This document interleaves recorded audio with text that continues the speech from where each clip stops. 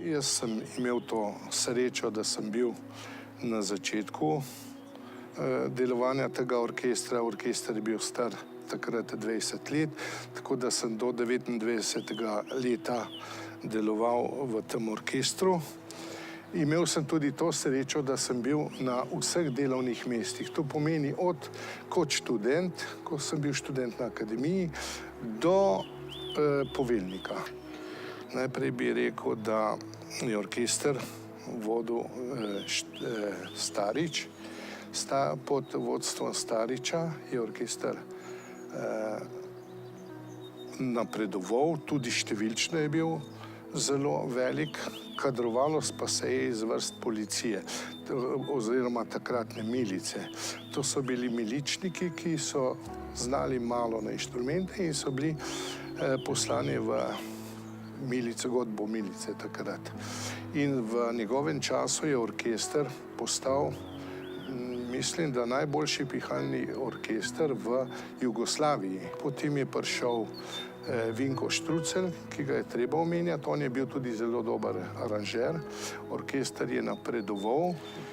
V orkester sem prišel na pobudo brata Ludvika, žal je že pokojni, ki mi je rekel, Bine, pridi zraven k nam v policijski orkester. Sem prišel na audicijo, takrat je bil dirigent Vinko Štrucelj.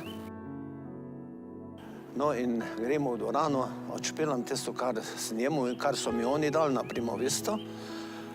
No in jaz tisto odšpelam. Kaj je bilo konc, grem, pride komisija ven z dvorane, sem pa dirigenta Štrucelja vprašal, a sem naredil? Ja, naredil. Sam nekaj mi povejte, je rekel. Kak vi špilete s temi prsti debelimi?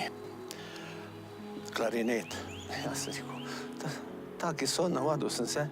Jaz sem vsem povedal, hvala za tak prijateljski odnos en do drugega. Jaz ga nisem njemu, bi rekel, sovražen ali pa, da bi bil v kakšnem konfliktu. Vsi smo se razumeli in se še rekel takrat na tismu mojemu govoru, držite se, Bobi, držite se in tako naprej delajte, pa bo uspeh. No, tako je bilo. Takrat so bili še vsi miličniki in po časopisu so pravili, da ko smo imeli kakšen koncert, miličniki, ki znajo tudi igrati, ne. Ampak do takrat se je marsikaj spremenilo, ne, in nastali smo en čudovit ansambl akademsko izobraženih glasbenikov. V glavnem vsak pride v to službo, jaz mislim, z eno veliko miro ljubezni do glasbe, ne. Skratka, mene na to službo vežejo, oziroma na delo v tej službi, pravzaprav poslanstvu, me vežejo zelo lepi spomini, zelo veliko jih je.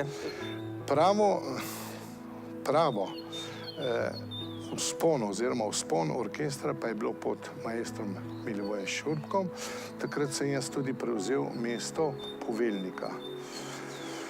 To lahko rečem, da je orkester postal v evropskem merilu v samem vrhu. Po drugi strani je pa bil ta orkester v mojih časih tudi nek vrste zgled za druge orkestre. Recimo, mi smo v Cankarjevem domu, kjer smo redno imeli gala koncerte, izvajali program in ljudje so prihajali, dirigenti in vse to, in se je zgodilo, da so tiste skladbe se potem pojavljale na njihovem repertoarju. Ampak znali smo skupaj stopiti in smo delali vse tako udarniško, ne. Vsi smo se pripravljali, vsi so se za to zavzeli, ne, da so stvari šle skozi, ne.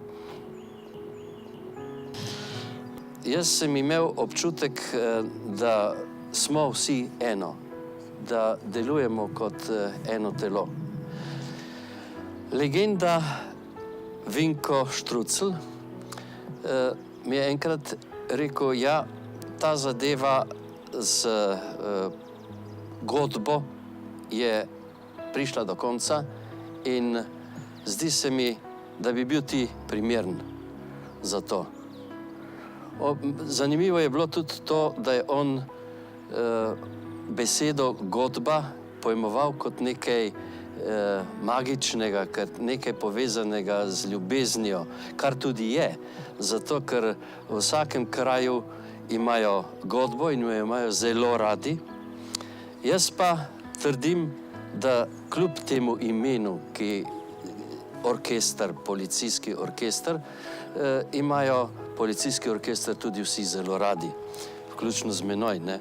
Ja, ob 70-letnici pa gospoda veliko uspehov in ob naslednji 70-letnici bomo videli, kako ste uspeli.